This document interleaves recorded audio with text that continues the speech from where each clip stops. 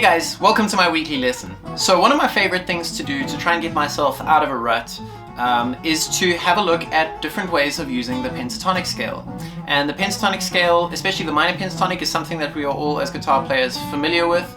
It's something that we kind of like base a lot of our guitar solos around, and so rather than trying to reinvent the wheel, it's always good to just see if we can refresh some ideas that we might have already but that have gone a little bit stale in our minds. So I've mentioned some of those in my other videos before, including the riots mode and applying that to our pentatonic playing, but today we're going to have a look at using chromatic notes.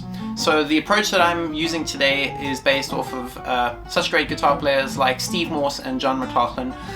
Steve-Morse is one of my heroes, and so this style of playing, well, this technique, using and applying chromatic notes in your pentatonic soloing is one of my favorite devices to use when I solo. So here is today's example. So what we're going to do is take our minor pentatonic as if we're climbing up the scale, and then, so that's taking our minor pentatonic and climbing up the scale. We're in the key of B minor, by the way. And then all we're going to do is add in some chromatic approach notes. So what we're doing is kind of keeping those notes that we've got already in the same place, and then in between we're going to add some chromatic notes just to add some color and some rhythmic interest. So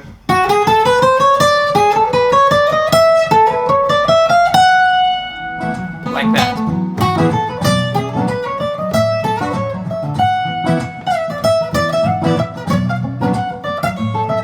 So now you may ask, why does that chromatic scale work? Why do those chromatic notes not sound like harmonic mush when we play them? And the answer is because we are putting our pentatonic notes onto the strong beats of the bar. So that's kind of like one of the great rules to follow in jazz, that comes from jazz when we improvise, is putting strong notes, notes that are normally found in the chord that you're playing over, onto the strong beats of the bar. And you can kind of put like virtually anything in between. So by filling it with chromatic notes in between the strong notes, it still kind of has that strong sense of being in the key of B minor.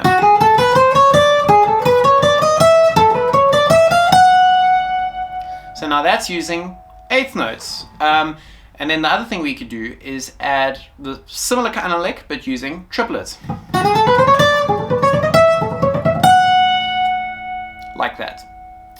So in context, they might sound a little bit like this.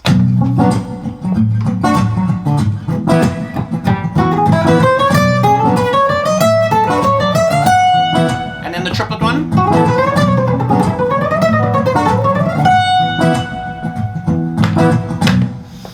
Just like that. So the links for the tabs will be available in my Patreon, so do check them out. And that concludes today's lesson. If you have any questions, if you have any ideas, please do pop me a message. We'd love to hear from you guys, and we'll see you next week.